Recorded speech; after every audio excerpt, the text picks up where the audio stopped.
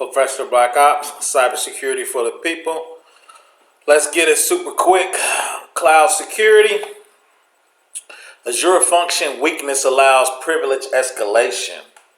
So privilege escalation is when you hack into a site, then you get a higher level username like root, DBA, web admin. So now you can do some real damage.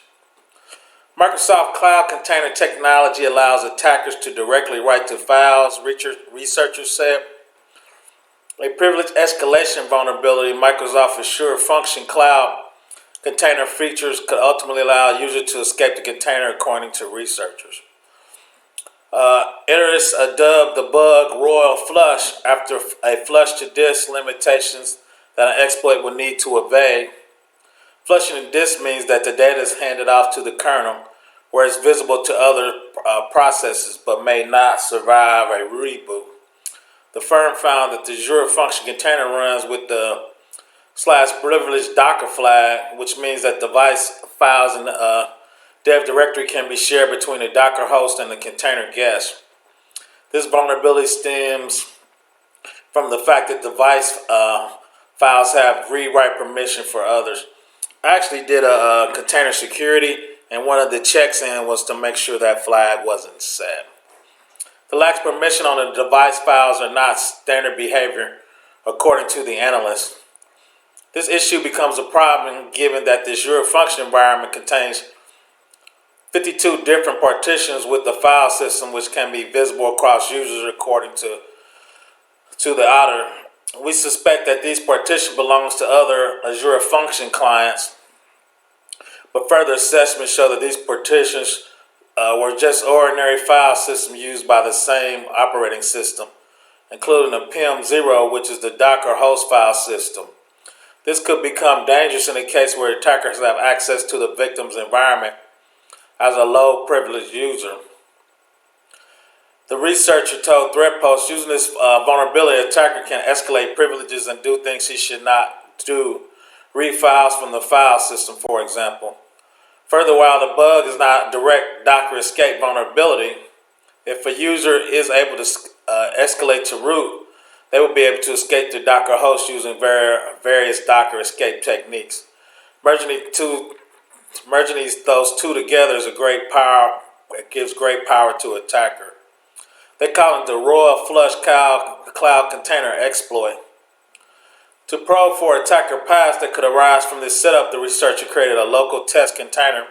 They found that the user debug-f utility, a special utility used for debugging Linux kernels, which can be used and examined and change the state of the file system, and unprivileged users can easily traverse the Azure function file system. And it turns out that an unprivileged user can also directly edit in files found within them. First, we try to edit the file container using the zap block command by directly editing the file system block contents.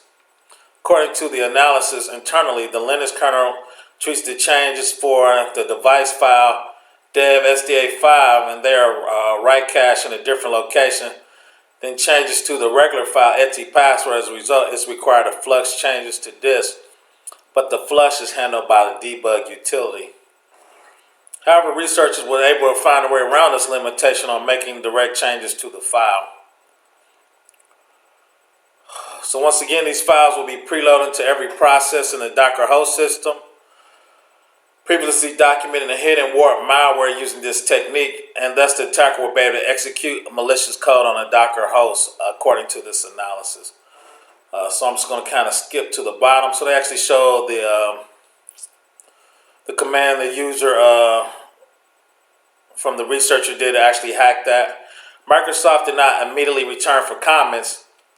Cases like this underscores the vulnerability that's sometimes unknown or out of the cloud consumer's control. A two-pronged approach to cloud security is recommended. Do the basics like fixing known vulnerability and hardening your system to decrease the likelihood of getting attacked, as well as implementing runtime protection to detect and respond to post-vulnerability exploitation. Right, so the two thing is lock down your container, then use something like Azure Monitor or Sentinel to figure out what those processes were doing. Once again, this is cloud security. We're talking about the royal flush vulnerability. Once again, please subscribe. Thank you very much. Something short for today.